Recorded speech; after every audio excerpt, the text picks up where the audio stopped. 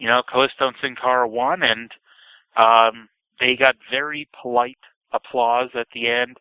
Ascension came out on the stage and held their belts high, and the show went off the air with the two teams staring each other down. I suppose that's as good a place to start as any then, because at NXT TakeOver 2, these two teams will be feuding for the NXT Tag Team titles. Mm-hmm. And, every NXT special, they do one title change. And the first time they did Neville winning over Bo Dallas. The second time, Charlotte won the women's title.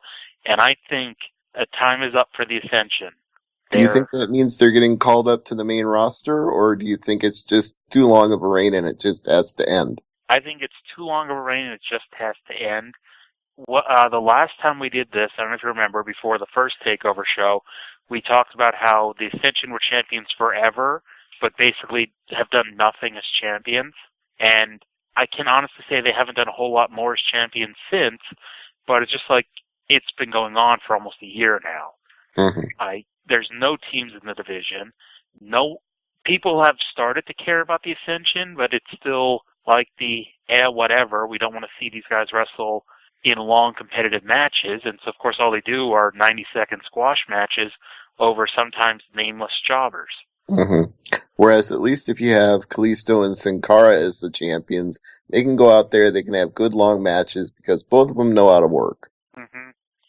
And, Kalisto and I hope Solomon Crow, whatever's wrong with his leg, he gets healed, he comes back soon, and actually gets to be on TV soon.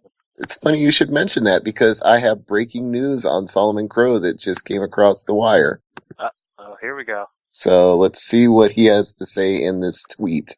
From WWE Crow. Got my MRI results back, and I don't need surgery. More motivated and hungry than ever. The countdown begins now. I liked, I think in The Observer, Dave wrote that Triple H told Solomon Crow that he's now, I think, a babyface. And I couldn't stop laughing because I'm like, he's never been on TV. Why are we worried if he's been turned babyface or not? Yeah, I suppose the only people that would matter to, or anybody that followed him from his independent career would, they'd want to know, but why would anybody that's not seen him on TV care? And honestly, I don't think anybody who's seen him in his independent career really cares if in the training center he's a babyface or a heel.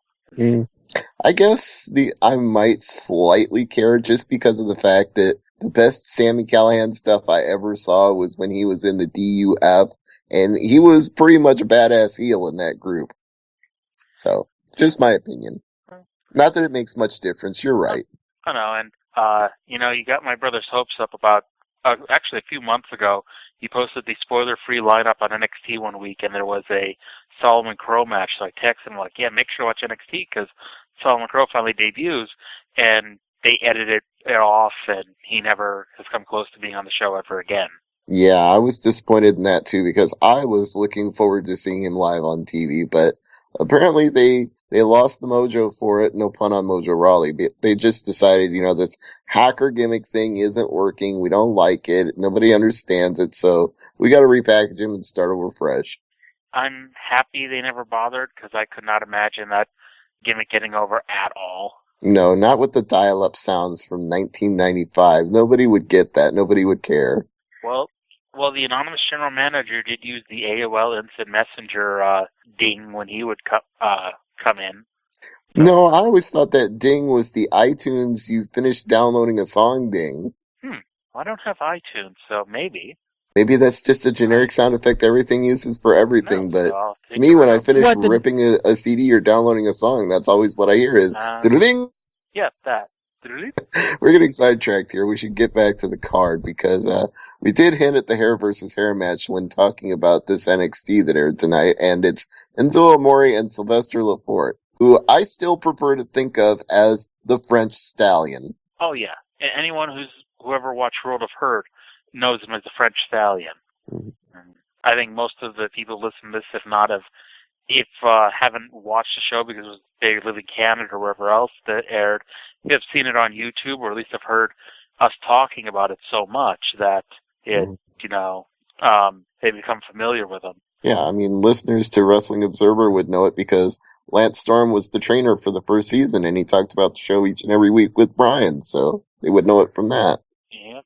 I think there's no chance that he loses his hair. No. It I look at this like, I don't want to exactly say because their gimmicks are totally different, but remember when WCW did Eddie versus Chavo Guerrero in a hair versus hair, and that's one of the few times I remember the babyface losing, and Chavo was doing his bat crap crazy gimmick at the time, so it made sense.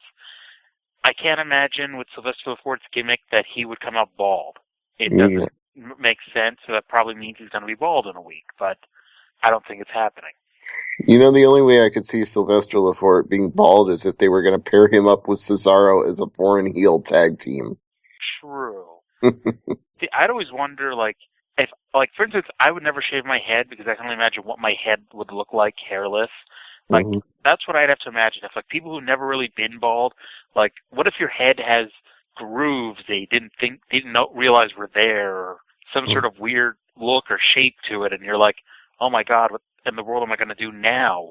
And I think Enzo could get away with a stupid look, while Lefort, it would basically be I don't want to say the end of him, because that's a little too overdramatic, but it would kill his character, honestly.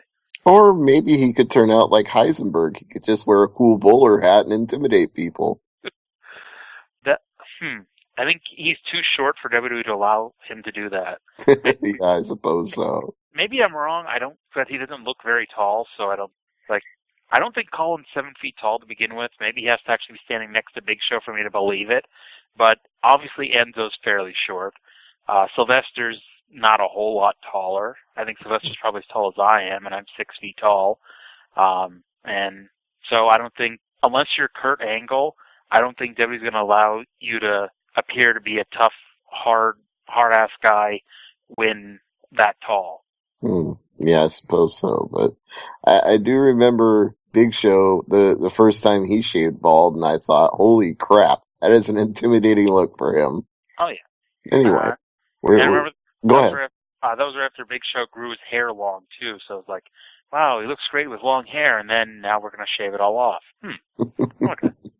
You know what's weird for me watching old episodes of Raw from the early 2000s, and I had them all on DVD, recorded off my DVR even before they were all started to show up on the WWE Network. So I could go back in the archives and watch them anytime I wanted before the network. But now with episodes that appear on the network every now and then, I look at his hair and I'm like, wow, remember when Randy Orton had all that hair? Holy shit. Or when Batista, and mind you, it wasn't a whole boatload of hair, but it was so weird to see him with thick hair. Mm-hmm. Because he's always, if not bald, then with a very short crew cut. And yeah, it's sometimes we just don't realize because they change their appearances so much over time that we look back on these old episodes. It's like, wow, can't believe these guys even looked like that back then. It's just, you totally forget until you see it again.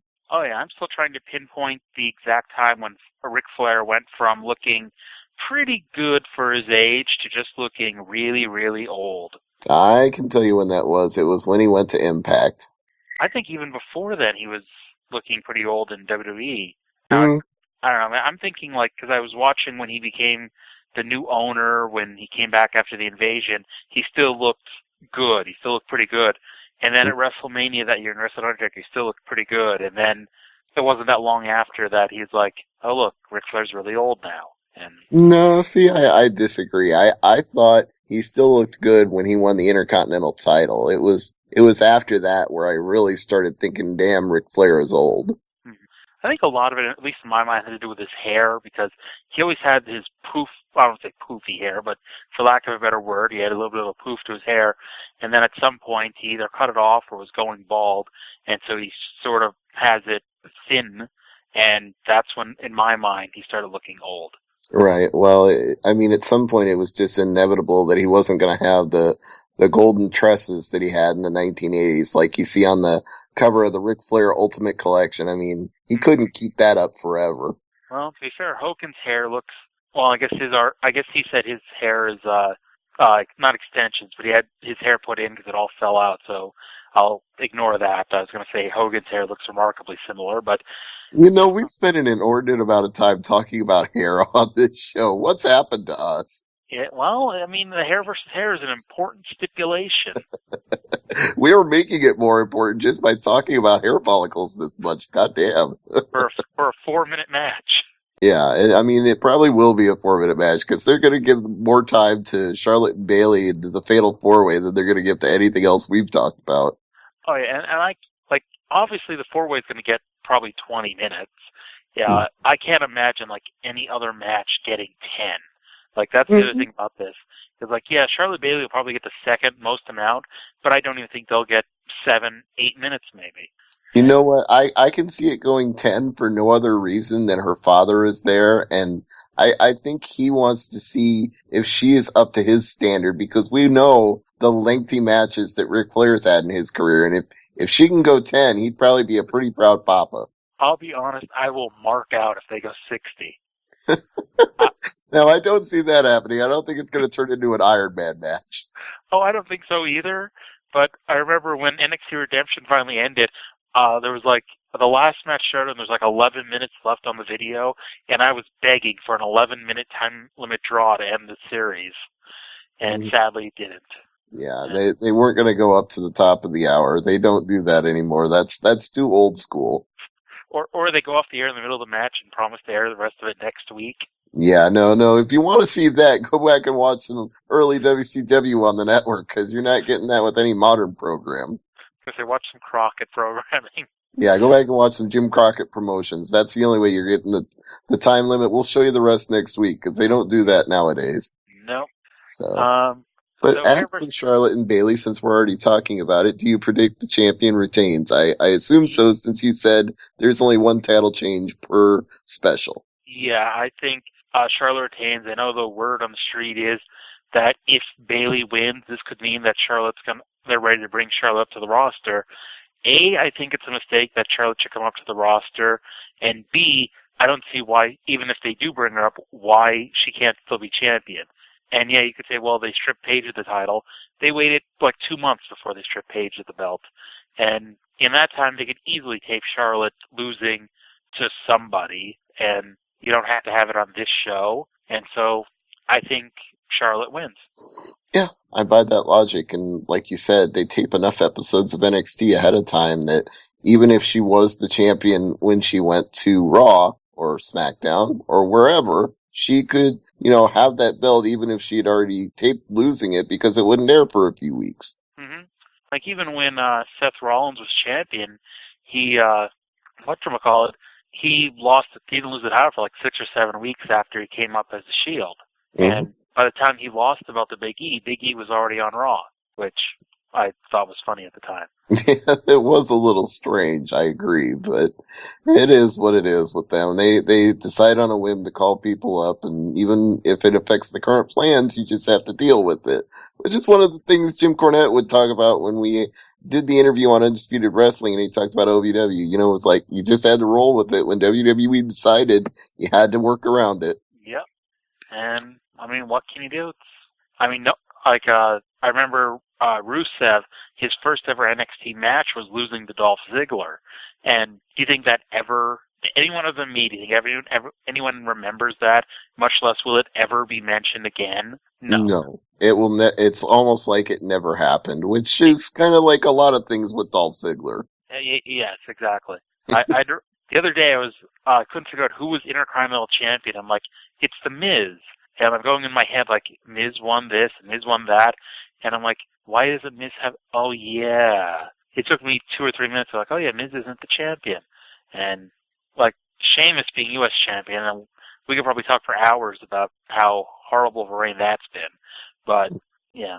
Yeah, there's when it comes to mid-card titles, they don't even bother to remind us who has them or why they have them or how long they've had them. Up until the point they're about to lose, then they'll start saying things like, Dean Ambrose has held the U.S. title for 280 days, and as soon as they mention it, you're like, he's fucked. Oh, yeah. Somebody was arguing to me about how Dean Ambrose had this great U.S. title reign, and I'm like, how do you assume he had a great title reign? He held the belt for nearly a year and never defended it. He defended it less than the Ascension defend their belts. And I don't consider them a great. Maybe I guess compared to the other NXT Tag Team Champions, they're the greatest champions of all time. Right. But any other title belt, I wouldn't compare them to greats. No, you know what? It's almost better when you don't defend the U.S. title because if you just sneak by without doing anything, you can have a long title reign. But the minute you actually have to defend it, you're going to lose. I was going to say, Sheamus is going to go into WrestleMania as the dominant 10-month-long U.S. champion. And people are like, oh, yeah, he's champion. Yeah. I mean, you know what? This is a complete segue, and we're going to get off the topic of NXT, but I just want to bring this up for a second. If you have secondary titles and you don't care enough about them to put them on Raw or SmackDown, then why the hell aren't they having title defenses on Main Event? Because it airs on the network, people are paying $9.99 a month to watch it. If you're not going to do anything else with these titles, have Sheamus go up there and squash a jobber in a U.S. title match. Or somebody on the roster. Who cares? Why not just have those titles defended somewhere in your programming?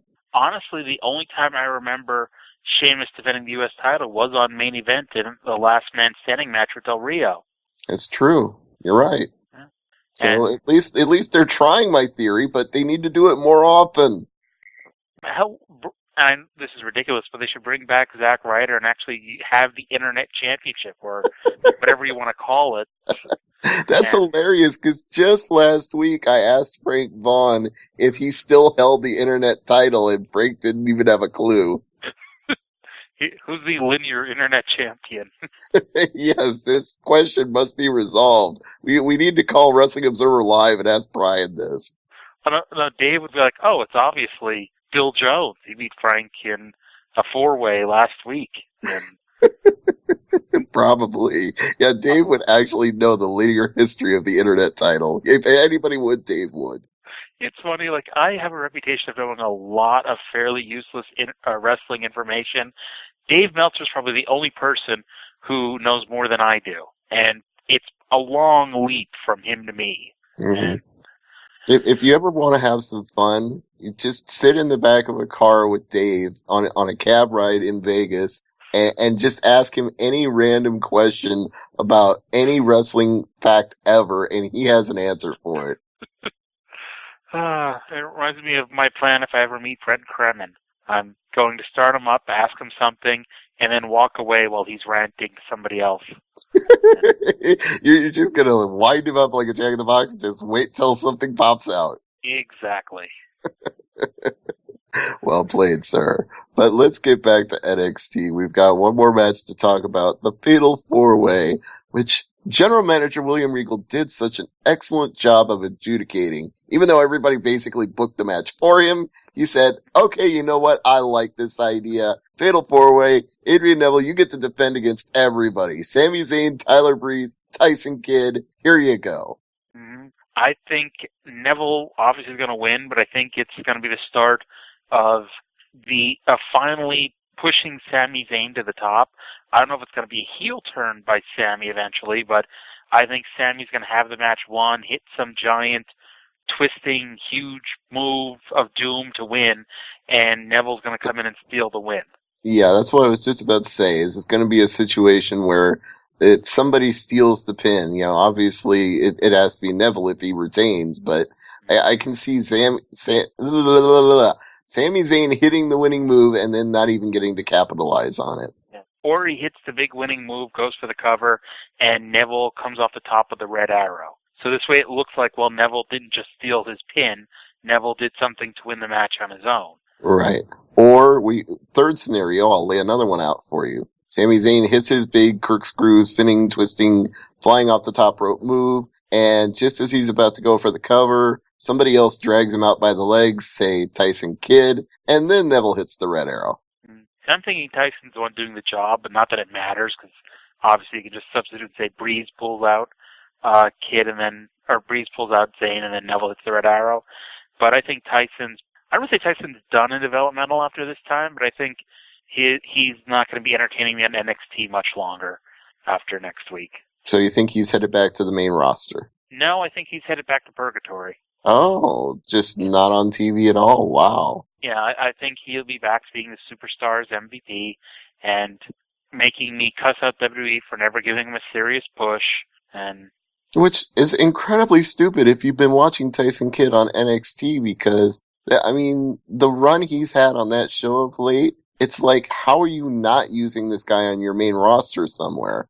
it's amazing when I think back to NXT Redemption, and every week they were having these awesome matches between Tyson Kidd and Yoshitatsu, and they were having the Usos versus Kurt Hawkins and Tyler Rex, and they were having Derek Bateman being Derek Bateman, and Johnny Curtis being creepy, and Maxine, and all these people, and the only people left are the Usos, who are the champions, and Johnny Curtis, who's never on the show, as Fandango, of course, and I guess Tyson Kidd, but Tyson Kidd's just never on the show at all. Mm. It's a complete waste of talent. I mean, I still remember being at Money in the Bank and watching him defending the tag team titles. It's a strange journey it's been from him being a tag team champion to having Natalia, be the valet for them, and now we see more of him and her on Total Divas than we do wrestling. Mm-hmm. And I had to think to myself, when was Tyson Kidd defending the tag team titles Money in the Bank? But he did against the Usos that time. Yes, indeed. With the Usos were heels with Tamina. Yeah, absolutely. That is the match I was there for.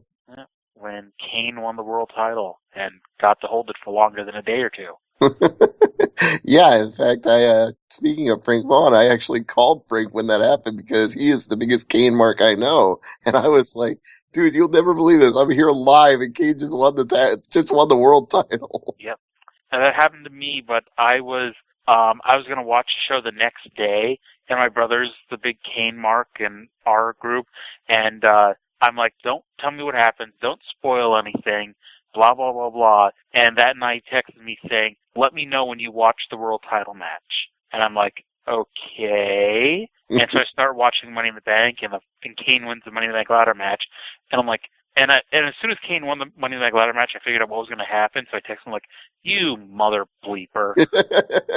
Yeah, whenever somebody says something like, let me know when you've seen X, you know there's going to be a title switch.